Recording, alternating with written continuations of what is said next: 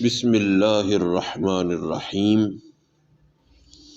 آج کی اس ویڈیو میں ایک بڑی خوبصورت حدیث جس کو بہت سے محدثین نے روایت کیا ہے، حضرت سیدنا ابو سعید خدری رضی اللہ تعالیٰ عنہ سے مروی ہے کہ رحمت عالم سید الاولین والآخرین سیدنا محمد الرسول اللہ صلی اللہ علیہ وآلہ وسلم نے ارشاد فرمایا کہ ایک مرتبہ سیدنا موسیٰ علیہ السلام نے اللہ رب العزت سے درخواست کی، یا ربی علمنی شیئا اذکرک بہ وادعوک بہ، یعنی اے میرے رب، اے میرے پروردگار پالنے والے، مجھے کوئی ایسی چیز سکھا دے جس کے ساتھ میں تجھے یاد کیا کروں اور تجھے پکارا کروں۔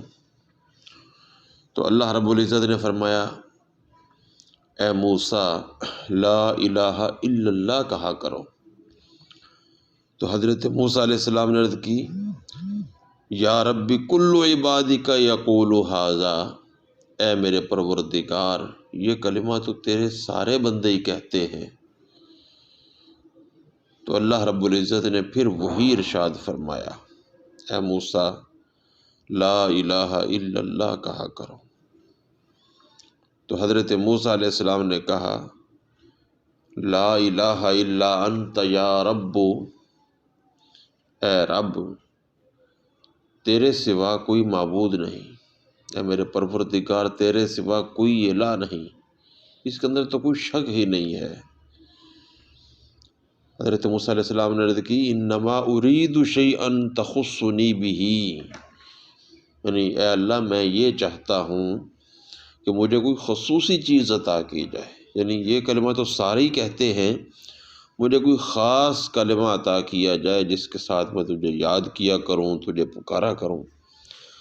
تو اللہ رب العزت نے ارشاد فرمایا، اے موسیٰ اگر ساتوں آسمان اور ان کے رہنے والی ساری مخلوق اور ساتوں زمینیں ایک پلڑے میں رکھ دی جائیں اور لا الہ الا اللہ کو دوسرے پلڑے میں رکھ دیا جائے تو لا الہ الا اللہ کا پلڑا انہیں لے کر جھک جائے گا۔